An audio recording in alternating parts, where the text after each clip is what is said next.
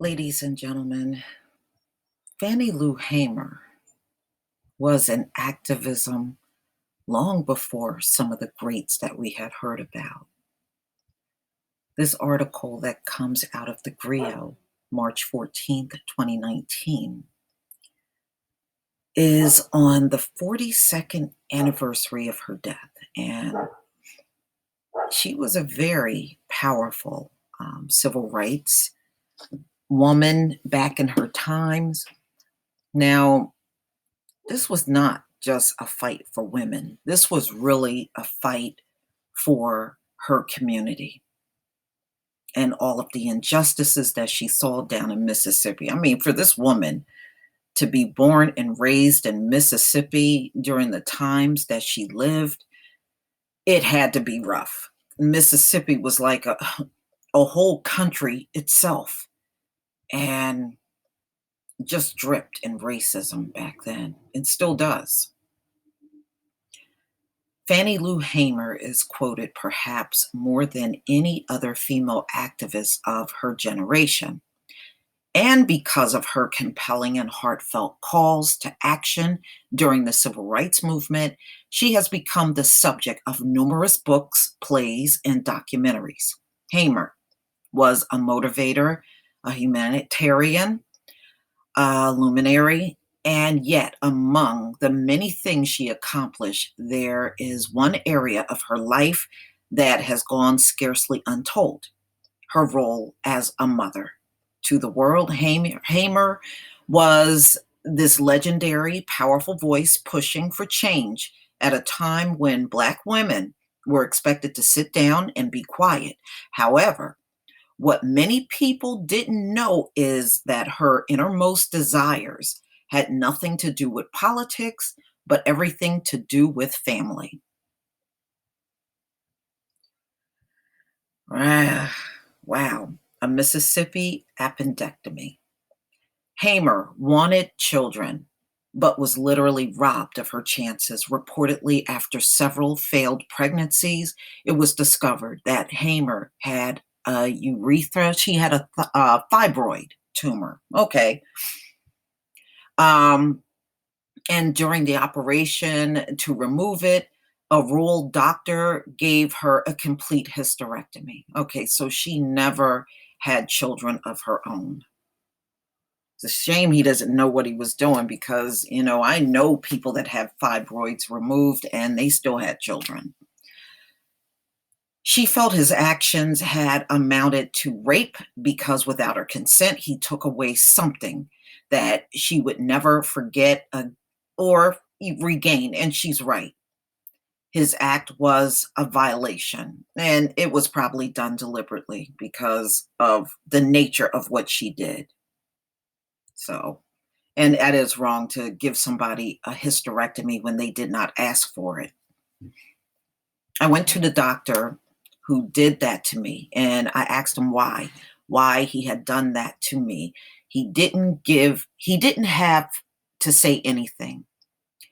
If he was going to give that sort of operation, then he should have told me. I would love to have had children, Hamer recalled then. That's a shame.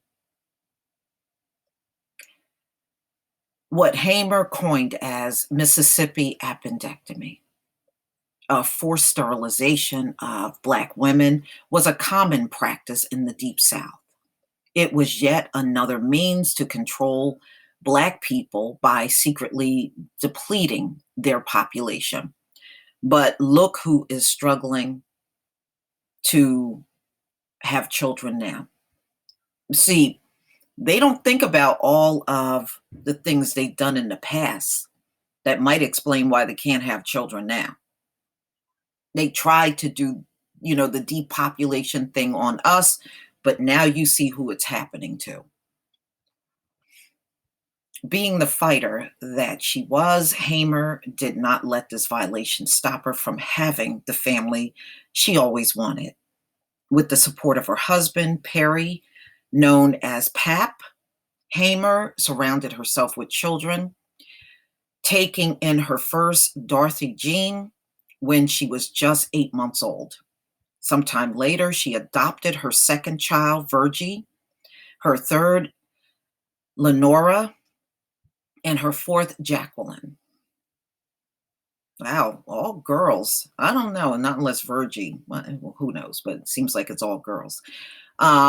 Each with a story more tragic than the one before. The girls were the children of distant family members who couldn't afford to take care of them. Virgie's case, she was, okay, so it was a girl, left for dead after being burned at 6 months old. Oh my, oh, burnt at 6 months. Oh my goodness, that's horrible. Hamer took these girls from a life of even deeper poverty and neglect and raised them as if they were her own. And they were in every shape and form because she provided what they needed most: a home, security, and a loving environment. So this woman was amazing. Okay. She was so much more beyond just being an activist.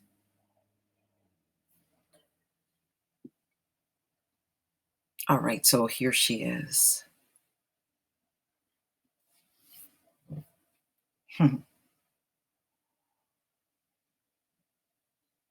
So that is Fannie Lou Hamer with her adopted daughters, Lenora, who she called Nook, and Jacqueline, called Cookie, pictured with a worker from the Freedom Farm.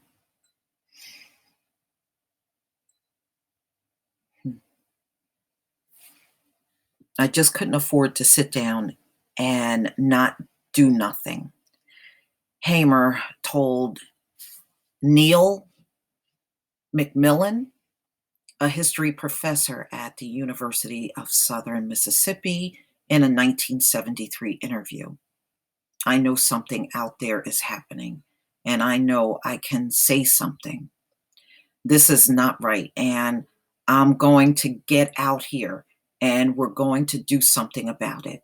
And if things are better for me and things is better for Nook and Cookie, them two little girls in there, then they're going to be better for your two kids.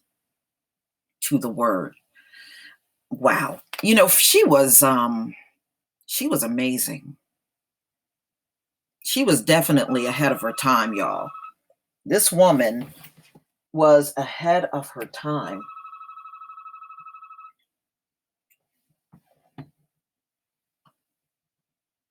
Wow.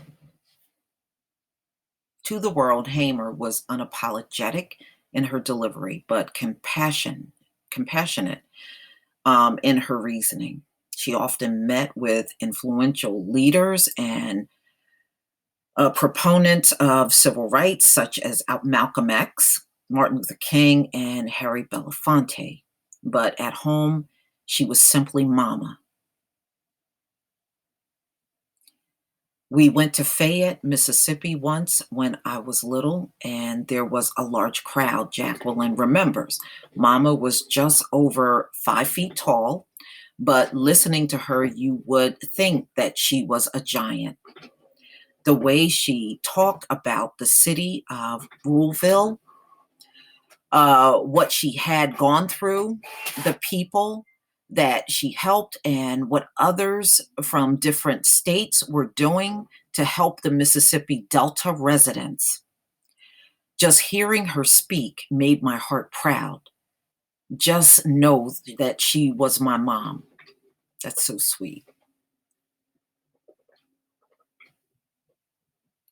A lot of people know that Fannie Lou was beaten, taken into custody and beaten, and it happened more than once. And what these officers would do, they would pay a black man to go into the cell and beat her, just so they could say, oh, well, the white officers didn't touch her, that kind of deal. So they would put someone black up to going in the cell and beating her.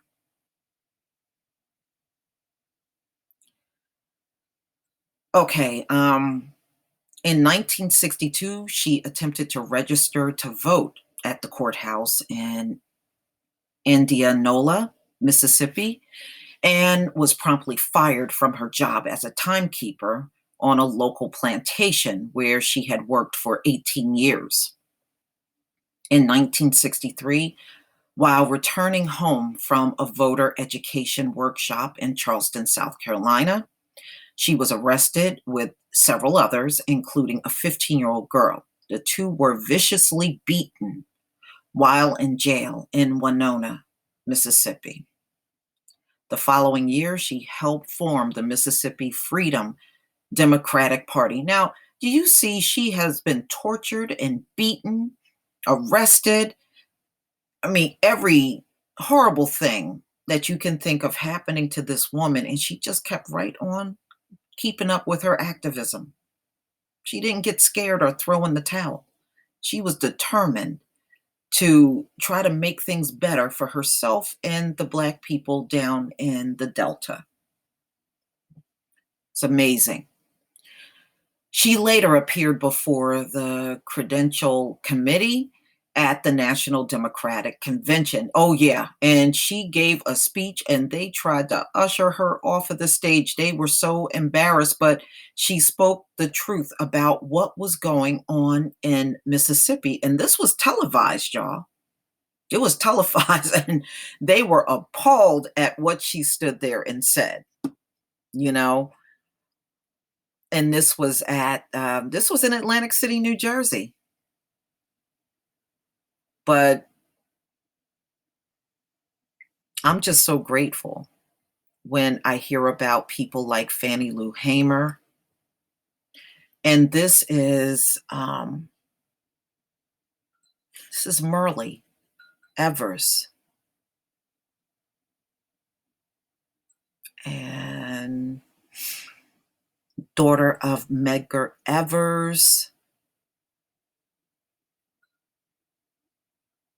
and Rena Evers. Okay, so it's Merle and her two daughters with Medgar Evers. Okay, got it. Merle still looks beautiful too, don't she? Okay,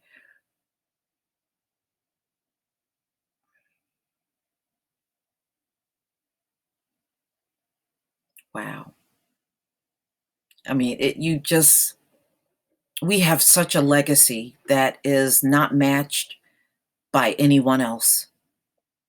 It really isn't. And it's one that we should never be ashamed of. You know, this just go to show you at every level, our people were fighting against all of the racial hatred and trying to get things done. You know, they fought to vote and they were ready. You know, they were willing to sacrifice themselves. Unfortunately, many of our people today are afraid of that.